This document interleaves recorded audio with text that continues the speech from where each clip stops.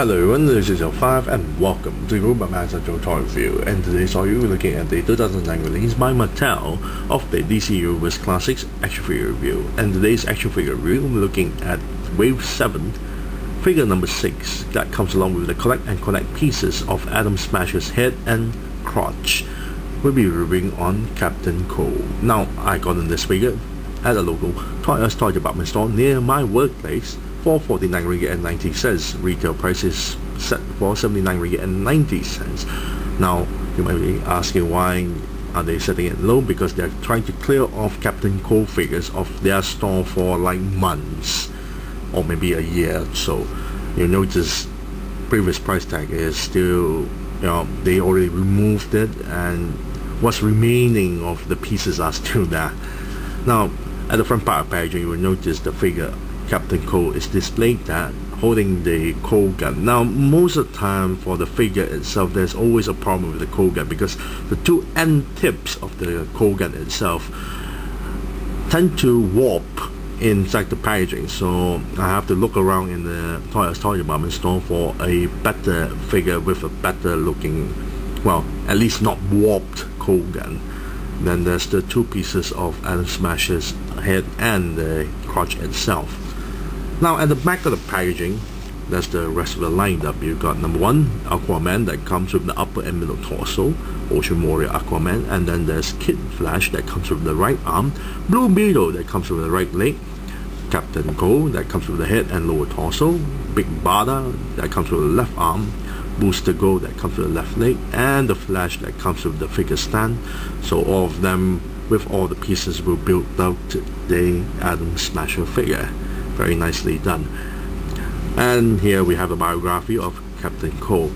Landsnart began his criminal career by concocting a ray gun designed to interfere with the Flash super speed. Instead, the weapon became irradiated accidentally, its emissions instantly freezing moisture in the air. Thus, armed with this new cold gun, Snart adopted the stylized Parker of Captain Cold, a supervillain specializing in tense and freezing solid any would-be pursuers, including the Scarlet Speedster. At the bottom, his statistics. His first appearance showcase issue number 8, May 1957. His real name is Leonard Snark. Occupation supervillain. Base of operations Keystone City or Central City. Special abilities: cold gun can freeze moisture in the air to create solid constructs of ice. Very nice.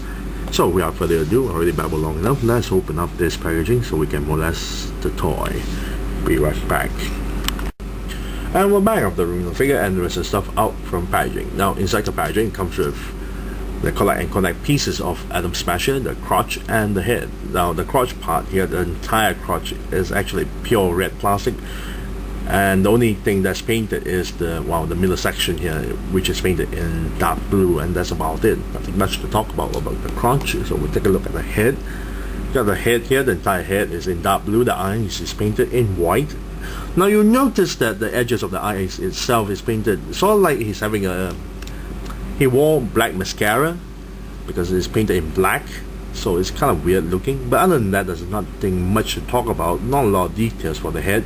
Some parts of details. You've got the nose there, a small little shape of lips is shown there. Very nicely done. Even the ears as well. Small little details, but very nice. But that's about it for the head. So we'll focus our attention to Captain Cold, especially on his accessory, the cold gun. Now, the cold gun is very nicely done.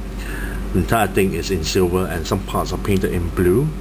Now, you have to be careful, extra careful with the tip part of the cold gun. This part here is rather flimsy, very flexible. You have to be extra careful with this. Now, I really don't like this where they make the accessories an imprint made in China part. That's the word China imprinted in this section here. I really don't like it when they do that.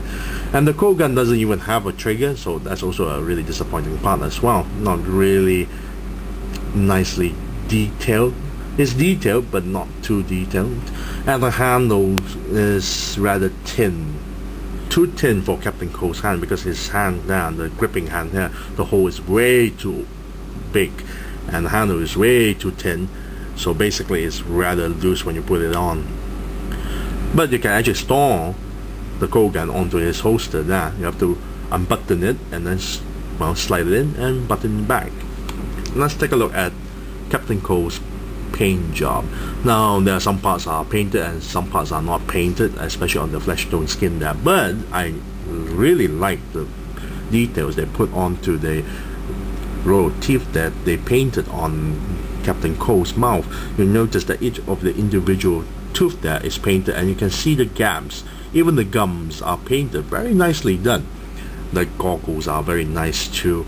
You have this metallic blue going on with black lens. It looks very nice, but I really wish they do paint the flesh tone skin. But very nice details on the row of teeth and the glasses as well, very nicely painted. Now you notice that the parka suit that he's wearing and the furry parts are really nicely painted, especially on this part here. It looks very nice. I really wish that this piece here and the gloves and the boots are more white than gray, but it still looks very nicely done. The hood as well is painted as well in blue, and the entire figure, most of the figure's body is in blue. The belt is painted in yellow, but the really weird part is because of the entire holster is actually originally the plastic is in blue, they paint it in yellow, and you'll notice this part here shows a little bit of blue there, but it's still alright. Apparently a lot of the Captain Cole figures has some inconsistent paint job. I noticed some others would have a bit of orange rather than yellow, so it's kind of weird. The back part portion of the figure itself is also nicely done, but there are some of the blue paint job bled to the fur itself. It's still alright, at least it's at the back there. Now for the figure sculpt, the entire figure sculpt is very nicely done, and they don't reuse the body parts. Very nice, all the stuff is very nicely done. This is not your typical DC Universe male body part here. Everything is nicely done. The head sculpt is absolutely gorgeous. I really love the amount of details on the fur there, on the fur. The face sculpt is very nice. You can see the wrinkles because he's raising his forehead there for the eyebrows there. It's very nicely done. You can see the wrinkles on the forehead, wrinkles on the chin, very nicely done. Very detailed stuff. I really love it. Nose is a sort of like a bit hook nose now, very nicely done. Face sculpt is among my favorite. You got this rope being tied upon to, very nicely done. Parka piece is a separate piece of the body itself, and here's the body. The suit has a lot of wrinkles, very nicely detailed stuff. I really love the fur they did with the figure itself, very nice. And the holster is a separate piece, as you know, and you can unbutton it like so, and you can put it back on. But sometimes it's a bit pain sometimes to put try to button it back. You have to push it in from the inside and outside just to make sure that the button stays in. Otherwise the entire thing looks very nicely done. I really wish that they gave him 2 guns rather than 1 gun. Although they did portray this figure, when they make this figure, they base on the old classic Captain Cole, but I really do wish that they make the modern Captain Cole with 2 holsters and 2 Cole guns. It would be nice. Now for articulation wise, the head actually can go side to side a little bit and pivot the head up and down a little bit and turn the head 360 degrees. Now the torso part here can bend forward and back a little bit, and there's a waist joint that turns 360 degrees. Now the shoulder joint is a bit hindered due to the this Parker piece here. Can move the arms forward and back, cannot turn 260 degrees because of the hindrance here. Arms can also lift the arms this far, upper bicep turn 360 degrees, elbow joint here bend this far, and wrist joint turn 360 degrees. As you can notice, the button don't stay well. You have to push it really deep inside. You notice it just popped out, which is, I really wish that the hole is a bit bigger, but then again, if it's any bigger, it will be too loose to hook it on. Now you got the hip joints here. The hip joints go forward, back, and then go to the side this much.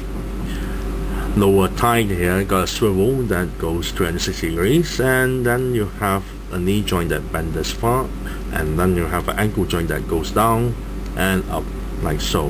Very nice. I really like Captain Cold. They actually put a lot of detailed sculpt on this guy, and they don't actually reuse the body part like any typical male body parts for the DC Universe line. Everything here is very unique. The arms, the legs, the torso, the head, everything is very uniquely done. And I am a bit disappointed that he can't hold the cold gun properly. And I really wish, well, just me being nitpicking, I really wish that they would give him 2 cold guns, you know. Other than that, I have no problems with this figure. Some really weird coloration on the holster, but it's still alright.